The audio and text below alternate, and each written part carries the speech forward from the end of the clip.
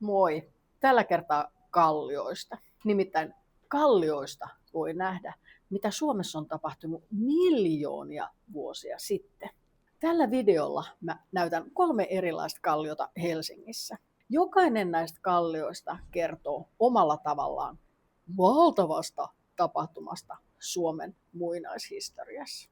Mä näytän, mikä on migmatiitti, miten kallio voi taittua ja mikä on tyynylaava. Kiva, kun oot mukana. Nyt mennään.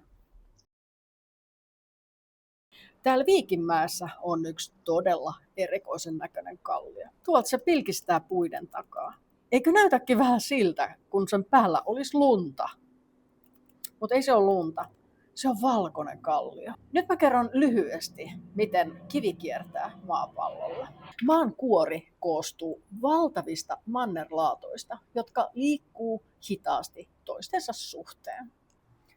Kun ne laatat törmää, niin toinen laatta voi painua toisen alle ja se vaan juo syvälle maan sisälle. Siellä maan sisällä kuumuus ja valtava paine muuttaa kiviä.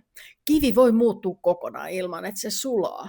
Mutta jos lämpötila nousee tarpeeksi korkealle, osa kivestä voi jopa sulaa. Silloin samassa kivessä voi olla sekä sulamatta jäänyttä vanhaa kiveä, että sitä sulanutta ja myöhemmin jäämettynyttä uutta kiviä. Miljoonien vuosien aikana kallioperä kohoaa ja sen pinta kuluu pois, kunnes eräänä päivänä tämä syvällä syntynyt kivi paljastuu taas maan pinnalle ja ihan uuden näköisenä.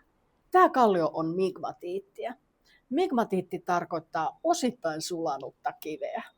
Tässä kalliossa toi tumma on sulamatonta ja toi valkoinen on sulanutta kiveä. Migmatiittia näkee Suomessa paljon ja ne voi olla eri värisiä. On näitä harmaita, valkoisia, tummia, punertavia, ruskeita. Ensi kerralla kun sä kävelet suomalaisella rantakalliolla, niin katso, näkyykö siellä hienoja kuvioita. Tiesit sä, että kallio voi myös taipua? Kyllä. Kallio voi mennä myös vekeille. Tämä kuva on Irlannista. Mä näytän sen, koska tästä näkee todella hyvin, mitä mä tarkoitan. Mieti, mikä on se voima, joka voi saada kallion tollasille vekeille?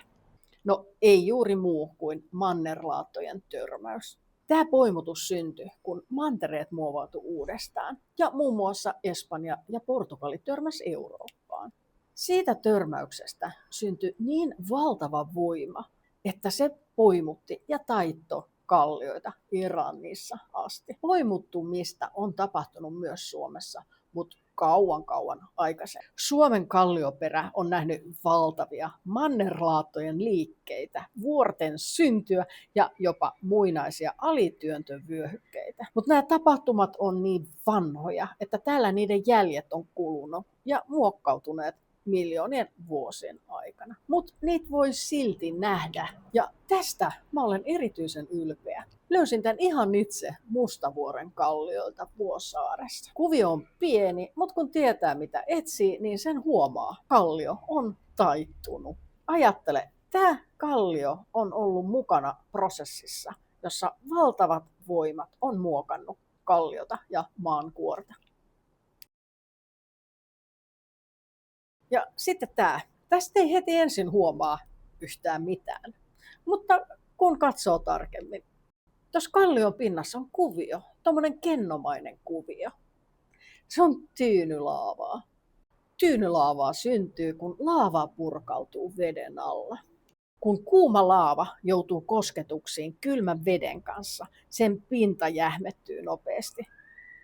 Uutta laavaa tulee koko ajan lisää ja siitä muodostuu pyöreitä, tyynymäisiä kappaleita. Ja tästähän on helppo todeta, että täällä on joskus ollut tulivuori ja tää on ollut veden alla.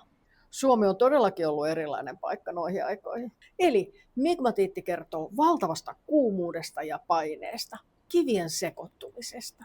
Taittunut kallio kertoo mannerlaattojen törmäyksistä ja valtavista voimista. Ja tyynylaava kertoo muinaisesta tulivuoresta. 3 tapahtumaa ja kaikki nämä jäljet löytyy Suomesta. Ja tästähän seuraa se, että joka kerta kun näkee kallion, niin alkaa miettiä, että mitenköhän se on syntynyt. Joka tapauksessa se on pala Suomen muinaista historiaa. Tällaista tällä kertaa. Ensi viikolla ihmisen toimintaa. Muista tilata kanava, niin pysyt mukana. Kiitos kun katsoit. Moi!